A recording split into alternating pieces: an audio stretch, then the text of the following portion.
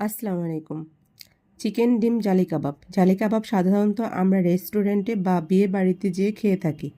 অনেকেই মনে করে এটি বাসা বাড়িতে বানানো অনেক কষ্টকর, কিন্তু আপনি চাইলেই সহজে বানাতে পারবেন। আজ আমি চিকেন ডিম জালি কাবাব বানানোর খুব সহজ পদ্ধতিটি। কাবাবের উপরে যে জালের আস্তরণ থেকেই এই কাবাবের নাম হয়েছে জালি কাবাব। চলুন জেনে নেওয়া যাক। চিকেন সিদ্ধ করে ঝুড়ো করে নিয়েছি। ম্যাশ করা আলু, পেঁয়াজ কুচি, মরিচ কুচি, হোমমেড কাবাবের মশলা, লবণ, লাল মরিচের গুঁড়ো, ধনিয়া পাতা ভালো করে মিক্স করে নিব।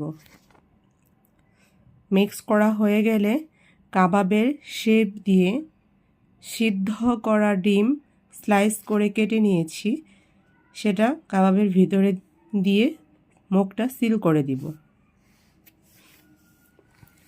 সিল করা হয়ে গেলে একসাথে আমি সব কাবাবগুলি এইভাবে বানিয়ে নেব। বানানো হয়ে গেলে গরম গরম তেলের মধ্যে ডিমে ডুবিয়ে ভেজে নিব।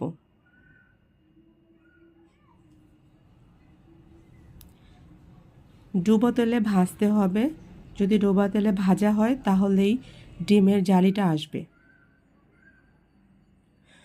আর ভাজা হয়ে গেলে আমি এটা গরম গরম পরিবেশন করব।